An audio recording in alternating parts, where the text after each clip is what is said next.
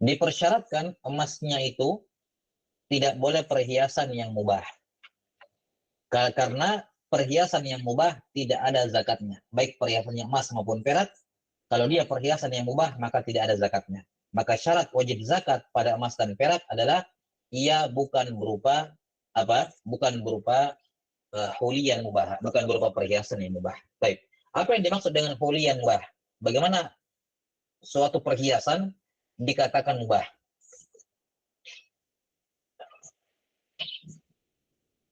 Pertama, perlu diketahui hukum ini hanya berlaku untuk perhiasan. Jadi semua selain perhiasan kena hukum zakat. Seperti bejana emas dan perak kena hukum. Ya bukan perhiasan. Bukan apa? Perhiasan. Jelas sampai sini ya? Baik. Nah, kapan huli dikatakan mubah? Kata para ulama, yakni kalau huli tersebut ya dipersiapkan untuk apa? Untuk penggunaan yang mubah. Uidda lil isti'malil mubah. Kalau perhiasan tersebut dipersiapkan untuk penggunaan yang mubah, maka itu dikatakan huliun mubah, tidak ada zakat padanya. Tidak ada zakat padanya. Baik. Jelas ya? Kenapa? Karena ketika perhiasan tersebut disiapkan untuk pemanfaatan yang mubah, maka dia mirip sama seperti apa? Sama seperti hewan pekerja. Dia hewan, kayak onta dan semacamnya sapi. Kita sudah sebutkan syarat wajib zakat hewan adalah bukan hewan pekerja. Kenapa? Karena hewan pekerja disiapkan untuk kemanfaatan kepentingan penggunaan yang mubah. Disuruh kerja, disewakan, dipinjami ke orang. Jelas ya, dia bukan mau dikembangkan, tapi disimpan, ya dipersiapkan untuk kepentingan yang mubah. Makanya perhiasan yang mubah hukumnya sama seperti hewan-hewan pekerja, tidak ada zakatnya. Ya, misalnya apa? Perhiasan perempuan sengaja dipersiapkan untuk dipakai, dan perempuan memakai emas kan mubah, nggak ada masalah. Jelas ya? Atau misalnya laki-laki, ya, laki-laki memiliki emas tapi bukan untuk dia pakai. Dia simpan emasnya, laki-laki ini menyimpan emasnya untuk kepentingan mubah. Apa kepentingan mubah? Misalnya untuk dia jadikan pinjam gitu. Kalau ada yang mau pinjam, bisa dipinjam. Apakah gratis atau dia sewakan? Jelas seperti ini? Atau dia sewakan? Nah, kalau dia jual, ya kenanya nanti ke zakat perdagangan kan begitu. Kalau dia laki-laki menjual emas misalnya, jual beli emas, masuknya ke zakat perdagangan nantinya. Iya. Walaupun ada khilaf di situ ya dalam masalah menjual emas itu. Karena uh, naam la ba'sa ya. Kan datang nanti ada pembahasan. Ya ala kulli hal, misalnya laki-laki sengaja menyiapkan beberapa perhiasan dengan tujuan disewakan atau dipinjamkan. Siapa? Kepada siapa yang boleh memakainya. Seperti misalnya perempuan. Kalau disewakan untuk laki-laki, jadinya haram, terlarang. Bukan lagi huliin mubah.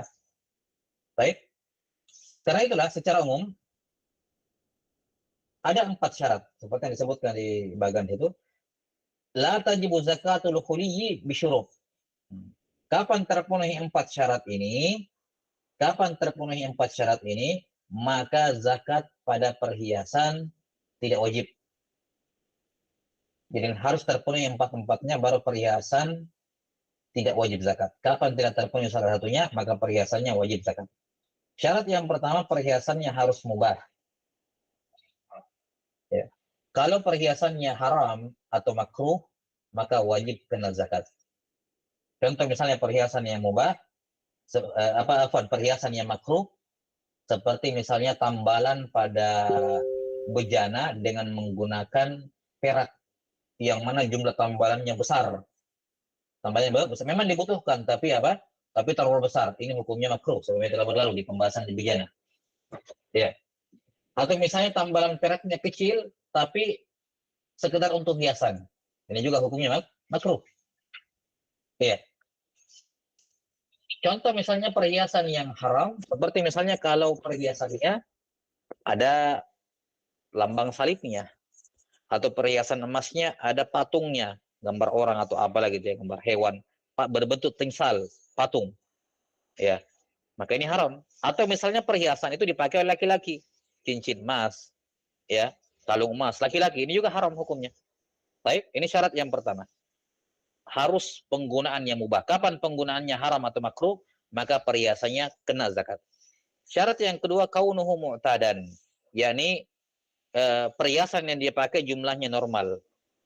Tidak ada israf. Kapan israf, maka wajib kena semuanya. Ya, wajib kena semuanya. Baik. Apa patokan perhiasan seseorang pada perempuan itu dianggap mu'tad, normal ya?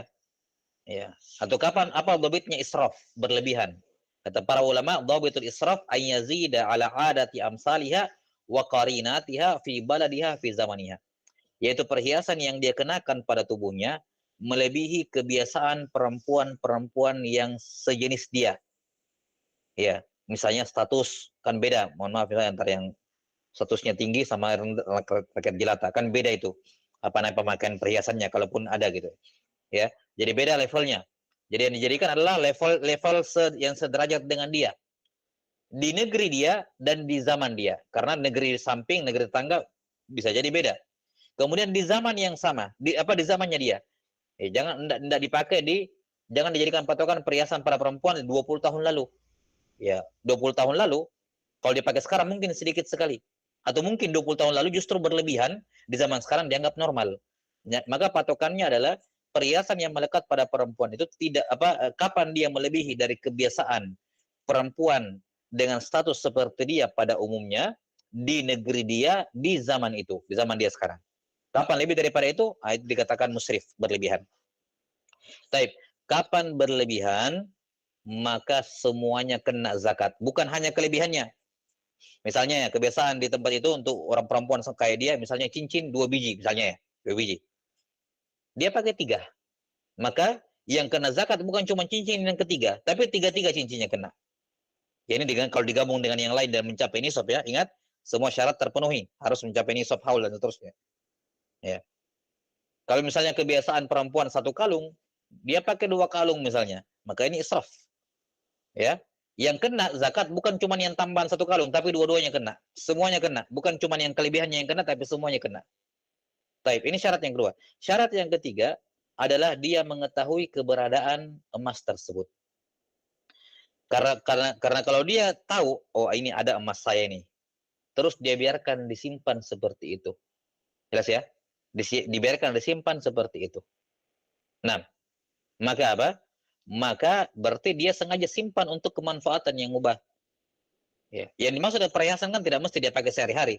Ya, mungkin disimpan tapi untuk momen tertentu dia pakai. Enggak masalah. Kan tidak mesti yang dimaksudkan perhiasan mubah ini tiap hari kapanpun dia pakai. Ya. Nah, intinya dia simpan untuk jadikan perhiasan akan dipakai. Nah, jadi kalau misalnya dia tidak mengetahui keberadaan emas tersebut, perhiasan tersebut, maka kena zakat. Contoh misalnya ada seorang perempuan, ibunya meninggal. Ibunya meninggal, tinggal dia sendiri, semua ahli waris tidak ada, tinggal dia sendiri. Ibunya meninggal.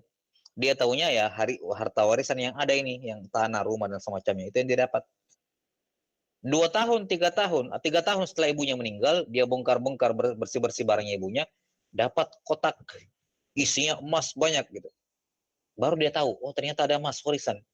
Maka di sini emas ini kalau mencapai nisab wajib dia zakati selama 3 tahun. Sejak dari ibunya meninggal sampai tahun ketiga itu.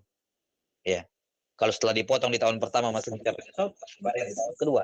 Setelah dipotong masih mencapai nisab, bayar tahun ketiga. Tapi kalau tidak ya secukupnya saja. Kalau tahun pertama dipotong sudah kurang dari nisab, berarti dia hanya wajib bayar zakat di tahun pertama. Kenapa? Diwajibkan zakat kalau dia tidak tahu. Seperti ini, dia baru tahu belakangan. Berarti tadi penyimpanannya bukan untuk disimpan kepentingan mubah karena dia tidak tahu. Beda kalau dia tahu, berarti oh ada emasnya tapi sengaja disimpan untuk kepentingan mubah. Itu kan memenuhi syarat. Baik. Kemudian syarat yang terakhir, syarat yang keempat adalah ini tanggungnya dikit lagi. Adalah layak sudukun kanzahu. Dia tidak bermaksud menyimpan emas dan perak itu atau perhiasan itu tidak bermaksud menyimpan perhiasan tersebut untuk kanz, untuk tabungan, investasi dan semacamnya. Jadi disimpan untuk dipakai, perhiasan untuk dipakai, tidak dipakai sehari-hari memang. Ya, mungkin sekali sepekan saya dipakai, tapi intinya disimpan untuk dipakai. Baik, itu tidak masalah. Tidak kena zakat. Tapi kalau dia niatkan menyimpan untuk kanz, simpanan, tabungan, investasi, maka ini wajib zakat padanya. Wajib zakat padanya. Jelas? Kalau misalnya ada sebagian perhiasannya yang rusak, putus, kalung misalnya putus, atau cincinnya terpotong atau yang semacamnya, maka dilihat kalau memang dia bermaksud untuk uh, hmm, apa dia pakai dan ketika rusak dia simpan, tapi niatnya saya simpan nanti kalau ada uang saya mau perbaiki, maka ini tidak kena zakat. Tidak kena zakat. Kenapa tidak kena zakat? Karena berarti dia simpan untuk dipakai nantinya, mau diperbaiki. Tapi kalau dia bilang, ini sudah saya mau gantilah dengan yang lain, saya simpan, saya tidak mau pakai lagi, maka di sini kena zakat. Karena ketika itu perhiasannya, kalungnya disimpan untuk kanz. Jelas ya? Wallahu a'lam bishawab. Adapun kalau disimpan untuk pemakaian yang mubah, bukan untuk kanz, maka hukumnya tidak kena zakat. Misalnya, seorang ibu misalnya mengatakan, ya sudah ada anak perempuannya kecil-kecil. Ya, dia bilang, saya beli memang sekarang emas, cincin, niatnya disimpan cincin itu untuk dipakai sama anaknya nanti. Ingat, bukan tabungan, bukan investasi atau apa. Niatnya, saya simpan cincin kalung ini untuk dipakai anak saya nanti kalau sudah besar. Maka yang seperti ini tidak ada zakatnya. Tidak ada apa? Zakatnya. Kenapa? Karena dia disimpan untuk kepentingan mubah. Ini akan dipakai oleh anaknya. Walaupun mungkin masih 10 tahun ke depan misalnya. Baik? Maka tergantung niat. Tergantung nih, niat. Kalau niatnya adalah untuk investasi, jaga-jaga mau dijual, ya syukur-syukur kalau ini anak saya perempuan besar, bisa saya kasih, syukur-syukur. Tapi bukan itu niatnya asalnya. Maka di sini kena zakat, karena asalnya untuk jaga-jaga investasi. Tapi kalau misalnya niatnya dari awal memang untuk saya simpankan untuk anak saya ini, ya urusan belakangan tiba-tiba dia jual, itu masalah lain, kan begitu. Tapi asal niatnya disimpan untuk kepentingan yang mubah. Ya, kebutuhan mubah. Allahu a'lam bishawab. Ini selesai pembahasan terkait dengan zakat emas dan perak.